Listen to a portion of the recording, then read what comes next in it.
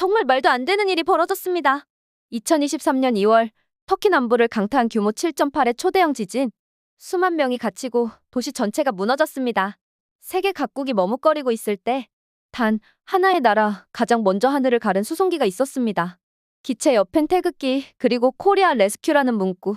한국 구조대다. 현지 뉴스에서 이 한마디가 흘러나오자 터키 시민들의 눈에선 눈물이 흘렀습니다. 도대체 그날 무슨 일이 있었던 걸까요? 지금부터 그 충격적인 사연을 시작합니다. 안녕하세요. 저는 하산 유누스입니다. 튀르키예 안타키아에 있는 시립병원에서 행정직으로 일하고 있었어요. 매일 아침 7시에 출근해서 환자 기록을 정리하고 의사 선생님들 일정을 관리하며 평범한 나날을 보내고 있었죠. 우리 병원은 오래된 건물이었지만 지역 주민들에게는 없어서는 안 될 곳이었습니다. 저는 그저 그런 일상이 영원히 계속될 거라고 생각했어요. 그런데 2023년 2월 6일 새벽 4시 17분 제가 깊은 잠에 빠져 있을 때였습니다. 갑자기 온 세상이 흔들리기 시작했어요. 처음에는 꿈인 줄 알았습니다. 하지만 침대가 좌우로 흔들리고 벽에 걸린 액자들이 하나둘 떨어지고 있었어요. 창문 밖에서는 사람들의 비명소리가 들려오고 있었습니다. 침대에서 급하게 일어나 옷을 걸치고 밖으로 뛰쳐나갔어요. 도시 전체가 마치 거대한 파도 위에 떠 있는 것처럼 흔들리고 있었습니다.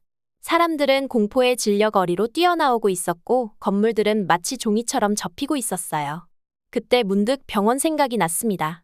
환자들은 어떻게 됐을까? 정신없이 병원으로 달려갔어요. 그런데 제 눈앞에 펼쳐진 광경은 믿기 힘든 것이었습니다. 우리가 매일 출근하던 그 병원이 반쯤 무너져 내려 있었어요. 콘크리트 더미와 먼지 속에서 간간히 신음소리가 들려오고 있었습니다. 어둠 속에서도 몇몇 의료진들이 손전등을 들고 무너진 병원 안으로 들어가려 하고 있었어요.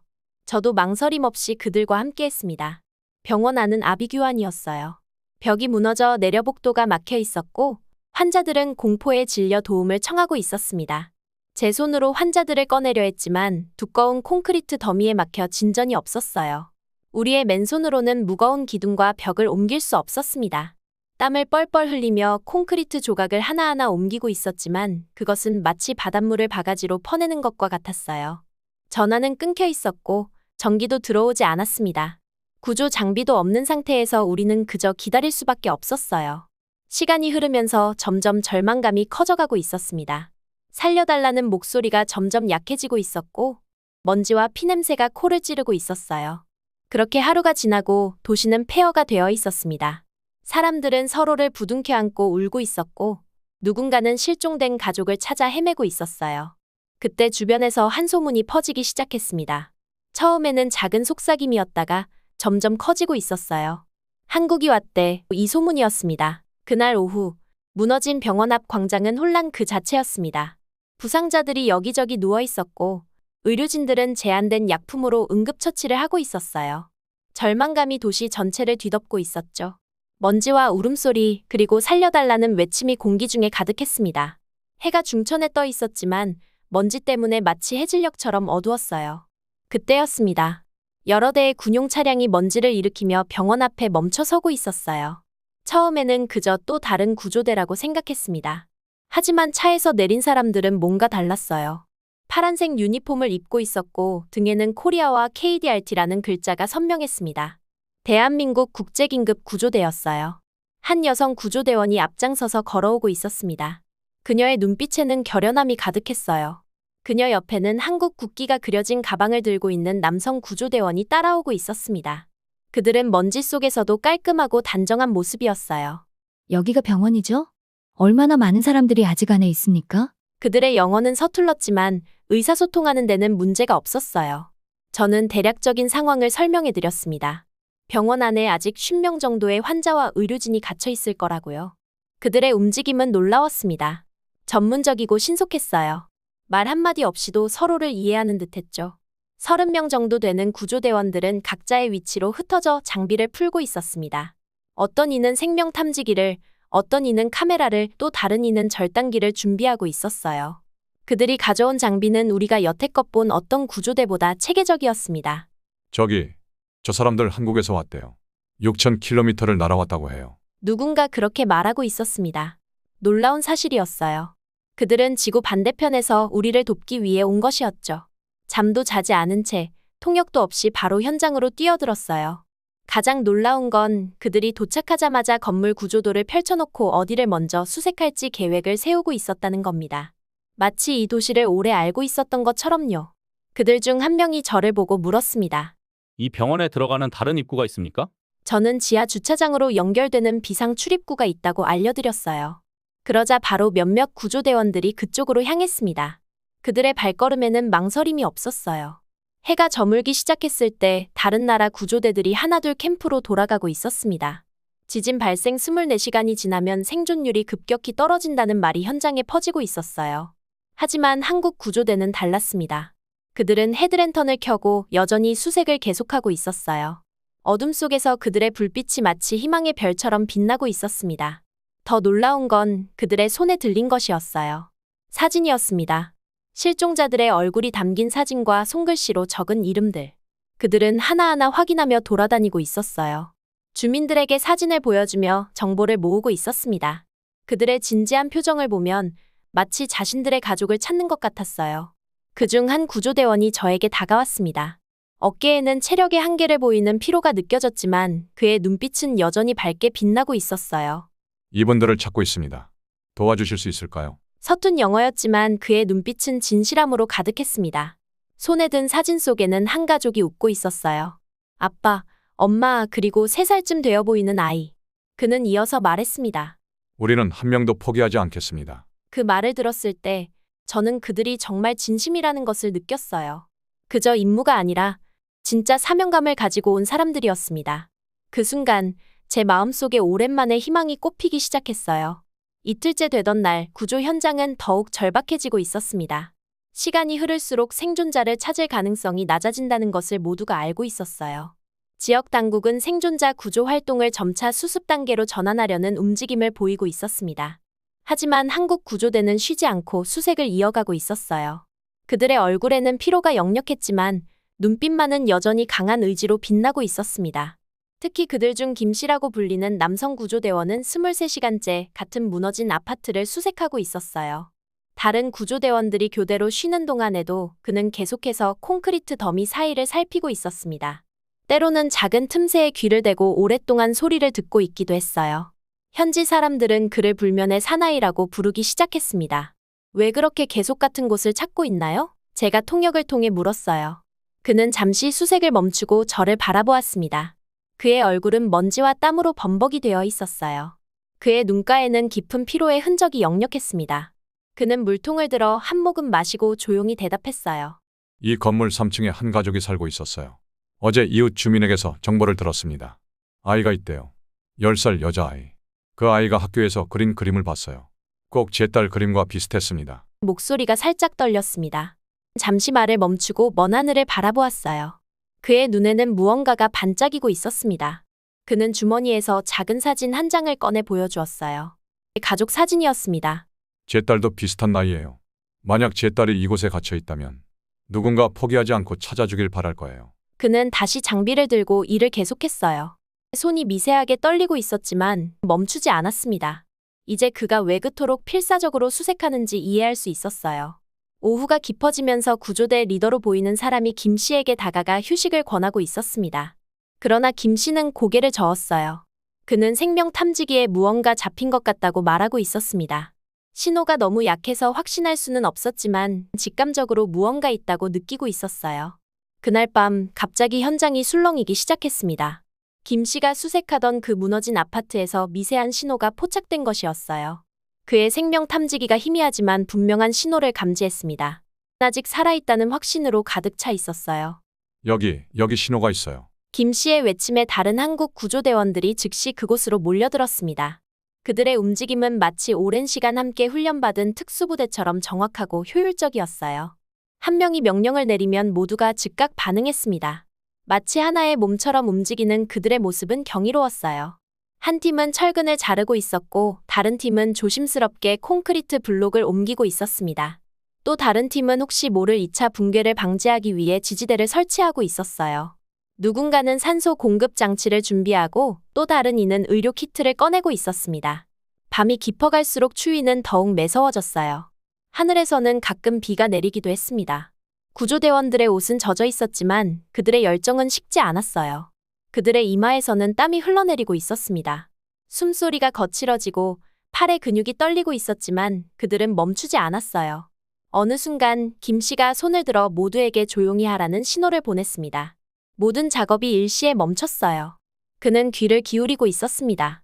그리고 희미하게, 아주 희미하게 누군가 벽을 두드리는 소리가 들렸어요. 살아있어. 정말 살아있어요. 그의 목소리에는 흥분과 기쁨이 가득했습니다. 구조 작업에 더욱 박차가 가해졌어요. 이제 그들은 목표물의 위치를 정확히 알고 있었습니다. 다른 지역에서 활동하던 한국 구조대원들도 하나둘 합류하기 시작했어요. 그들은 마치 텔레파시라도 있는 것처럼 서로 말없이 협력하고 있었습니다. 조금만 더. 김 씨의 목소리가 어둠 속에서 들려왔어요. 그는 이제 직접 무너진 건물 틈새로 기어들어가고 있었습니다. 공간이 너무 좁아 장비를 가지고 들어갈 수 없었어요. 그래서 그는 맨손으로 때로는 자신의 몸을 지렛대 삼아 콘크리트 조각을 밀어내고 있었습니다. 그의 팔에 상처가 나고 손가락에서는 피가 흐르고 있었어요. 누군가 그에게 장갑을 건네주었지만 그는 감각이 둔해져요라며 거절했습니다. 그의 온몸은 먼지와 흙으로 뒤덮여 있었고 이마에서는 땀이 계속 흘러내리고 있었어요. 시간은 계속해서 흘러갔습니다. 새벽 2시, 3시. 구조 작업은 계속되고 있었어요. 주변에 모인 사람들은 숨을 죽이고 지켜보고 있었습니다. 가끔 누군가 뜨거운 차나 물을 나눠주기도 했어요. 하지만 한국 구조대원들은 거의 쉬지 않고 작업을 계속했습니다. 여기 있어요. 살아있어요. 새벽 3시 17분 김 씨의 외침이 현장을 울렸어요. 그의 목소리에는 믿을 수 없는 기쁨이 묻어났습니다. 모두가 숨을 죽이고 지켜보고 있었어요. 구조대원들이 협력하여 마지막 장애물을 제거했습니다. 그리고 마침내 10살 소녀 마리아가 구조되는 순간이 왔어요. 그녀는 무려 48시간 동안 콘크리트 더미 속에 갇혀 있었습니다. 그녀는 너무 약해서 말도 할 수 없었지만 눈은 맑게 빛나고 있었어요. 씨가 그녀를 조심스럽게 안아 올렸을 때 현장에 있던 모든 사람들이 동시에 박수를 치기 시작했습니다. 무너진 건물 더미 위에서 먼지와 땀으로 범벅이 된 한국 구조대원이 작은 소녀를 안고 있는 모습은 그 자체로 기적이었어요. 김 씨의 눈에서는 눈물이 흐르고 있었습니다. 그것은 피로 때문만은 아니었죠. 그는 마리아를 구급차로 데려가면서 계속해서 그녀에게 말을 걸고 있었어요. 그의 영어는 서툴렀지만 마음만은 충분히 전달되고 있었습니다. 괜찮아. 이제 괜찮아. 안전해. 마리아의 손은 김 씨의 손을 꼭 붙잡고 있었어요. 그 작은 손길에는 무한한 신뢰와 감사가 담겨 있었습니다. 마리아의 구조는 모두에게 희망을 주었어요. 그녀가 구조된 후 다른 생존자들도 잇따라 발견되기 시작했습니다. 현지 언론은 이렇게 보도했어요. 한국 구조대는 구조대가 아니었다. 그들은 진짜 가족처럼 움직였다. 포기하지 않는 그들의 끈기가 오늘 한 생명을 구했다. 48시간이 지난 후에도 희망을 잃지 않는 그들의 모습은 우리 모두에게 감동을 주었다. 그 말은 정확했습니다. 그들은 단순한 임무 수행이 아닌 마치 자신의 가족을 찾는 것처럼 온 마음과 정성을 다하고 있었어요. 그것이 한국 구조대의 특별함이었습니다. 이후 김 씨는 인터뷰에서 이렇게 말했어요. 우리는 그저 우리의 일을 한 것뿐입니다. 마리아는 제 딸과 같은 나이입니다. 저는 그저 그 아이의 부모님 마음으로 찾았을 뿐이에요. 그 말에는 한국 구조대의 모든 철학이 담겨 있었습니다. 그들에게 이것은 단순한 직업이 아니었어요. 그것은 인간으로서의 책임이자 가족으로서의 의무였습니다. 그날 이후 우리 튀르키예의 분위기가 완전히 달라지기 시작했습니다. 절망과 슬픔으로 가득했던 도시에 작은 희망의 불씨가 피어오르고 있었어요. 마리아의 구조 소식은 순식간에 도시 전체로 퍼져나갔습니다. 사람들은 서로에게 이 기적 같은 이야기를 전하고 있었어요. 무너진 건물 더미 속에서도 생명을 포기하지 않는 한국 구조대의 이야기는 우리 모두에게 큰 위로가 되고 있었습니다. 이제 우리 도시 곳곳에는 감사합니다 코리아 라고 쓰인 현수막이 걸리기 시작했어요. 처음에는 주요 거리 몇 곳에 불과했지만 이내 수백 개로 늘어났습니다. 빵집 주인, 약국 주인, 심지어 폐허가 된 자신의 집 앞에 천막을 치고 사는 사람들까지. 그들 모두가 손수 현수막을 만들어 걸고 있었어요. 어떤 이들은 자신의 옷가지를 찢어 글자를 꿰매기도 했습니다. 그만큼 마음이 절실했던 거죠. 특히 감동적인 것은 아이들의 반응이었어요. 유치원 아이들은 한국 구조대를 위한 그림을 그리고 있었습니다. 그 그림들에는 항상 태극기와 터키 국기가 함께 그려져 있었어요. 어떤 그림에는 손을 맞잡은 두 나라 사람들이 그려져 있었고 또 어떤 그림에는 슈퍼히어로 옷을 입은 한국 구조대원이 그려져 있었습니다. 한 초등학교 교실 벽면에는 아이들이 그린 그림이 가득했어요. 그 중에는 한 아이가 그린 그림이 특히 눈에 띄었습니다. 무너진 건물 속에서 빛이 비치고 그 빛을 따라 한국 구조대원이 아이를 안고 나오는 모습이었어요. 그림 아래에는 서툰 글씨로 내 친구 마리아를 구해줘서 고마워요 라고 적혀 있었습니다. 아이들은 구조대원들을 만날 때마다 꽃과 함께 그림을 건네주고 있었어요. 어떤 아이들은 한국어로 감사합니다 라고 적은 종이를 들고 다니기도 했습니다. 그 모습은 너무나 순수하고 아름다웠어요. 한 구조대원은 아이들이 건네준 그림을 모두 모아 자신의 침낭 안에 소중히 보관하고 있었습니다. 거리에서는 이전과 다른 모습이 보이기 시작했어요. 사람들이 한국 구조대를 발견하면 박수를 치거나 음식을 나눠주었습니다. 한 빵집 주인은 매일 아침 신선한 빵을 구조대에 전달하고 있었어요. 그는 내가 할 수 있는 것은 이것뿐 이라며 눈물을 훔치곤 했습니다. 또 다른 날에는 한 노인이 자신의 낡은 담요를 한 구조대원에게 건네주었어요. 그 담요는 그 노인의 전부였을 텐데도 말입니다. 구조대원이 거절하려 하자 노인은 고집스럽게 말했습니다. 당신들은 우리에게 생명을 주었소. 나는 그저 따뜻함을 돌려주고 싶을 뿐이요. 지역 상인들은 자발적으로 모금을 시작했어요. 그들은 한국 구조대를 위한 따뜻한 식사와 필요한 물품을 제공하기 위해 서로 협력하고 있었습니다. 비록 그들 자신도 지진으로 많은 것을 잃었지만 나눔의 정신은 여전히 살아있었어요. 저는 병원에서 근무하면서 많은 사람들의 이야기를 듣고 있었습니다. 어느 날 백발의 노인 한 분이 병원을 찾아왔어요. 그분은 지팡이에 의지한 채 병원 로비에 앉아 있었습니다. 저는 그분에게 도움이 필요한지 물었어요. 아니, 괜찮네. 나는 그저 한국에서 온 젊은이들을 만나고 싶을 뿐이야. 알고 보니 그분은 1950년대 한국전쟁에 참전했던 터키 참전용사였어요. 그는 70년 전 자신이 경험한 한국에 대해 이야기해 주셨습니다. 추운 겨울, 험한 산악지형, 그리고 전쟁의 참상. 하지만 그의 기억 속에는 한국 사람들의 따뜻함과 회복력도 함께 있었어요. 잠시 후 한 한국 구조대원이 병원에 들어왔습니다. 노인은 천천히 일어나 그에게 다가갔어요. 그의 눈에는 깊은 감동이 서려 있었습니다. 아들, 그가 떨리는 목소리로 말했어요. 우리가 70년 전 도운 그 나라. 이젠 우리를 이렇게 도와주는구나. 그 말을 듣는 순간 그 자리에 있던 모든 사람들의 눈시울이 붉어졌습니다. 한국 구조대원은 말없이 그 노인을 포옹했어요. 그들 사이의 언어는 필요하지 않았습니다. 그것은 70년의 세월을 뛰어넘는 형제애였어요. 이런 감동적인 만남은 하루에도 몇 번씩 벌어지고 있었습니다. 한 어머니는 자신의 아이를 구한 구조대원을 찾아와 끊임없이 손을 잡고 울기도 했어요. 그녀는 아무 말도 할 수 없었지만 그 눈물만으로도 충분했습니다. 다른 날에는 한 작은 소녀가 병원에 찾아왔어요. 그녀의 손에는 작은 종이 상자가 들려 있었습니다. 그녀는 쑥스러운 듯 한국 구조대원에게 다가갔어요. 이건 제가 가장 좋아하는 보물이에요. 하지만 당신들이 더 소중해요. 상자 안에는 작은 유리 구슬과 색색의 리본, 그리고 아이가 직접 그린 그림이 들어있었어요. 구조대원은 그 선물을 받고 눈물을 참지 못했습니다. 그는 자신의 배지를 떼어 소녀에게 건네주었어요. 소녀는 그 배지를 가슴에 품고 달려나갔습니다. 작은 교류들이 모여 커다란 변화를 만들어내고 있었어요. 우리 도시의 분위기는 날이 갈수록 달라지고 있었습니다. 사람들은 절망에서 벗어나 서로를 돕기 시작했어요. 한국 구조대의 헌신이 우리에게 희망과 연대의 정신을 불어넣고 있었습니다. 지역 라디오 방송국에서는 한국 노래를 틀어주기 시작했어요. 처음에는 낯설었지만 곧 많은 사람들이 따라 부르고 있었습니다. 언어는 이해하지 못해도 그 마음만은 충분히 전해지고 있었어요. 한 현지 식당 주인은 자신의 메뉴에 한국식 케밥을 추가했습니다. 그는 한국 라면과 케밥을 결합한 새로운 요리를 만들었다고 자랑스럽게 말하고 있었어요. 그 요리는 순식간에 지역의 인기 메뉴가 되었습니다. 사람들은 한국에 대해 더 알고 싶어 했어요.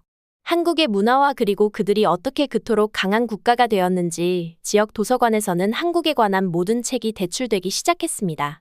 사람들은 한국어 인사말을 배우기 시작했어요. 안녕하세요. 감사합니다. 같은 간단한 표현들이 거리에서 들려오고 있었습니다. 한 고등학교는 한국어 특별 수업을 개설했어요. 첫날에는 20명 정도가 모일 것으로 예상했는데 100명이 넘는 학생들이 찾아왔습니다. 그들 중 많은 학생들이 한국에 가서 공부하고 싶다고 말하고 있었어요. 이 모든 변화는 단순한 감사의 표현을 넘어 깊은 연대감으로 발전하고 있었습니다. 우리는 한국과 터키가 단순한 동맹국이 아닌 진정한 형제국임을 깨닫게 되었어요. 그리고 그 형제에는 양국의 정부 간 관계가 아닌 사람과 사람 사이의 진실된 마음에서 비롯된 것이었습니다. 밤이 되면 무너진 건물들 사이로 촛불이 하나둘 켜지기 시작했어요. 사람들은 희생자들을 기억하고 생존자들을 위로하며 구조 활동을 계속하는 이들을 응원하고 있었습니다. 그 불빛 속에서 우리는 새로운 희망을 발견하고 있었어요. 한국 구조대가 우리에게 가르쳐 준 것은 단순한 생존이 아닌 서로를 향한 사랑과 희생의 가치였습니다. 구조 활동의 마지막 날이 다가오고 있었습니다. 지진 발생 2주일이 지나자 이제 생존자를 찾을 가능성은 거의 없어 보였어요. 국제 구조 매뉴얼에 따르면 이 시점에서는 복구와 재건으로 초점을 옮겨야 했습니다. 여러 나라의 구조대들은 하나둘 철수하기 시작했어요. 그들도 최선을 다했고 모두가 지쳐 있었습니다. 독일, 러시아, 미국 등 각국 구조대가 공식적인 작별 인사를 하고 돌아가고 있었어요. 하지만 한국 구조대는 여전히 현장을 떠나지 않고 있었습니다. 그들은 마지막 순간까지도 생존자를 찾기 위해 쉬지 않고 노력하고 있었어요. 낮에는 무너진 건물을 수색하고 밤에는 생명 탐지 장비를 점검하며 잠시도 쉬지 않았습니다. 다른 구조대가 포기한 지역까지 살피고 있었어요. 그리고 놀랍게도 그들의 끈질긴 노력은 또 다른 기적으로 이어졌습니다. 지진 발생 열흘 만에 그들은 무너진 아파트 지하 주차장에서 82세 할머니를 구조해냈어요. 의학적으로는 설명하기 어려운 생존이었습니다. 그 할머니는 작은 공간에 갇혀 있었지만 자동차 안에 있던 물병 덕분에 목숨을 건질 수 있었어요. 이 소식은 전 세계 뉴스의 헤드라인을 장식했습니다. 한국 구조대 불가능을 가능으로 만들다. 포기하지 않는 정신이 생명을 구하다. 한국, 터키 형제의 기적을 만들어내다. 이 마지막 구조는 우리 모두에게 큰 감동을 주었어요. 그리고 그것은 한국 구조대의 마지막 임무가 되었습니다. 더 이상의 생존자를 찾기는 어렵다는 판단에 따라 그들도 마침내 귀국을 준비하게 되었어요. 구조 활동이 공식적으로 종료되던 날, 한국 구조대는 조용히 떠날 준비를 하고 있었습니다. 그들은 큰 소란이나 환송식을 원하지 않았어요. 그저 자신들의 임무를 마치고 조용히 돌아가고 싶어 했습니다. 구조대장은 현지 관계자에게 우리는 그저 해야 할 일을 했을 뿐입니다. 라고 말했어요. 하지만 우리 안타키아 주민들은 그냥 보낼 수 없었습니다. 그들이 떠난다는 소식이 퍼지자 자발적인 환송 물결이 시작되었어요. 새벽부터 수백 명의 사람들이 공항으로 향하는 길에 모여들었습니다. 그들은 손에 꽃과 작은 선물 그리고 감사의 메시지를 들고 있었어요. 어떤 사람들은 밤새 깨어 있으며 손수빵을 굽고 있었습니다. 어떤 이들은 마지막 순간까지 손으로 현수막을 만들고 있었어요. 아이들은 학교에서 배운 한국어로 감사합니다, 사랑합니다를 연습하고 있었습니다. 노인들은 자신들이 가진 가장 좋은 옷을 입고 나와 있었어요. 새벽 5시 구조대가 묵던 임시 숙소에서 버스가 출발했습니다. 그들이 타고 가던 버스가 길모퉁이를 돌자 놀라운 광경이 펼쳐졌어요. 길 양쪽으로 수백 명의 사람들이 줄지어 서 있었습니다. 손에는 촛불과 태극기 그리고 터키 국기를 들고 있었어요. 한국 구조대의 버스가 지나갈 때 사람들은 꽃잎을 뿌리고 박수를 치고 있었습니다. 일부 구조대원들은 창밖으로 손을 내밀어 사람들과 마지막 인사를 나누고 있었어요. 그들의 눈에도 눈물이 맺혀 있었습니다. 이제 그들은 단순한 구조대가 아니라 우리 공동체의 일부가 되어 있었어요. 특히 감동적인 장면은 마리아의 등장이었습니다. 구조된 지 이틀 만에 퇴원한 그 소녀는 김 씨가 탄 버스 앞에서 꽃다발을 들고 기다리고 있었어요. 버스가 멈추자 김 씨는 내려와 마리아를 꼭 안아주었습니다. 그들 사이의 언어는 필요하지 않았어요. 마리아는 김 씨의 목에 작은 목걸이를 걸어주었습니다. 그것은 그녀의 할머니가 주었던 부적이었어요. 공항에서의 작별은 더욱 감동적이었습니다. 터키 대통령이 직접 나와 한국 구조대에게 감사를 표했어요. 그는 공식 석상에서 이렇게 말했습니다. 한국은 진정한 형제의 나라입니다. 우리는 그들의 도움을 절대 잊지 않을 것입니다. 70년 전 우리 터키 군인들이 한국의 자유를 위해 싸웠습니다. 그리고 이제 한국은 우리의 고통의 시간에 함께 해주었어요. 이것이 진정한 형제입니다. 대통령은 각 구조대원에게 터키 최고 시민 훈장을 수여했습니다. 특히 마리아를 구한 김 씨에게는 특별 공로상이 수여되었어요. 하지만 김 씨는 마이크 앞에서 이렇게 말했습니다. 이 상은 저 혼자의 것이 아닙니다. 우리 모두의 것이며 특히 이 어려운 시간에도 희망을 잃지 않은 터키 국민들의 것입니다. 우리는 그저 우리의 임무를 수행했을 뿐이에요. 터키는 우리의 영원한 형제국입니다.